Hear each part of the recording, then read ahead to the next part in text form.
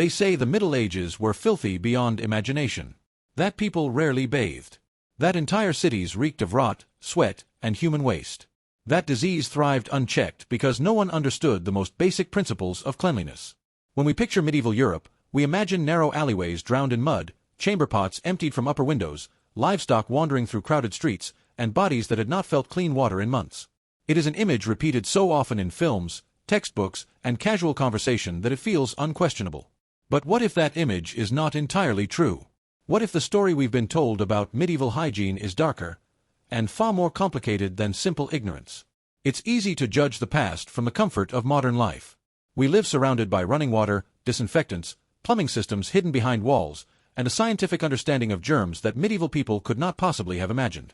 From our perspective, their world seems primitive by comparison. But lacking technology is not the same as lacking awareness. Cleanliness was not an alien concept to them. In many towns across Europe, public bathhouses operated regularly, offering heated water and communal washing spaces. These bathhouses were not hidden corners of society. They were social hubs, places where conversations happened, where business deals were discussed, where daily life unfolded in steam-filled rooms. Rivers, too, played an essential role. People washed their clothes along the banks. They rinsed their hands and faces. In rural areas, streams provided routine access to water. Monasteries, often seen as isolated and austere, followed structured washing rituals. Monks cleaned themselves before prayer. Some religious orders emphasized hygiene as part of spiritual discipline. Even medieval medical texts discussed bathing in terms of maintaining bodily balance, referencing humoral theory and the importance of regulating heat and moisture within the body. This was not a civilization unaware of cleanliness. It was a civilization operating under a different understanding of health.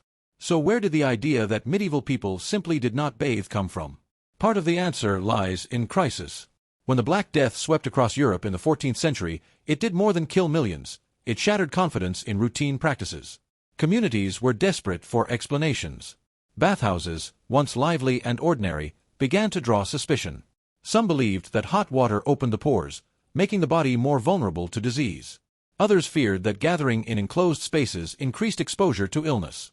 Water itself, once neutral or beneficial, became something potentially dangerous in the public imagination. Hygiene did not vanish overnight. But fear altered behavior. This shift was not born of stupidity. It was born of survival instinct. When people are confronted with invisible threats they cannot understand, they adapt in whatever way seems safest. Sometimes that adaptation leads to improvement.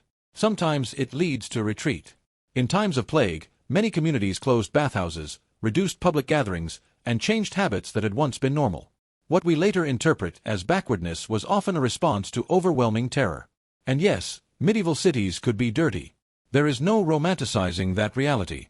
Waste disposal systems were rudimentary. In densely populated urban centers, refuse accumulated faster than it could be removed. Animal manure mixed with mud. The smells could be intense, especially during warmer months.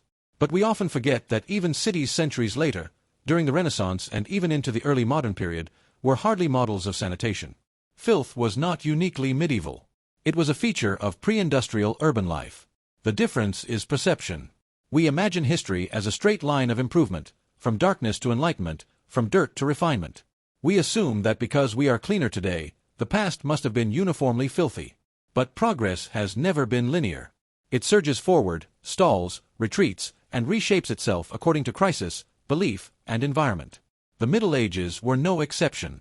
If you're enjoying this deeper exploration into the hidden truths of history, consider subscribing and joining this journey. Because the more closely we examine the past, the more we realize how distorted our inherited narratives can be. Perhaps the greatest misconception of all is assuming that medieval people did not value hygiene simply because they lacked microscopes. Nobles often maintained personal washing basins within their chambers. Linen undergarments were changed regularly by those who could afford multiple sets, as clean linen absorbed sweat and oils from the skin. Herbal infusions were added to bathwater. Scented oils masked odors and were believed to have protective qualities. Even peasants, though limited by access and time, washed when circumstances allowed, especially before attending church or participating in communal events. Cleanliness carried moral weight. To be clean was not merely to smell pleasant, it was to present oneself as orderly, disciplined, even spiritually prepared. Religion, too, shaped hygiene practices. Water symbolized purification. Ritual washing before prayer existed in various forms. Physical cleanliness often mirrored spiritual aspiration. At the same time, medical theory, rooted in balancing bodily humors, guided decisions about when and how to bathe. Too much washing could, according to some beliefs, disturb internal balance. Too little could create other risks. Hygiene was not random neglect.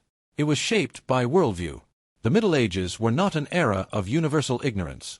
They were a world defined by belief systems that differ from ours. A world where science, religion, tradition, and survival intertwined. Hygiene practices were influenced by climate, class structure, geography, war, plague, and economic stability. In some regions and periods, cleanliness standards improved. In others, they declined. But at no point was it as simple as, they didn't care. So the next time someone claims that medieval people never bathed, pause for a moment. History is rarely as crude as the stereotype. The real story is not about a continent of people wallowing in filth.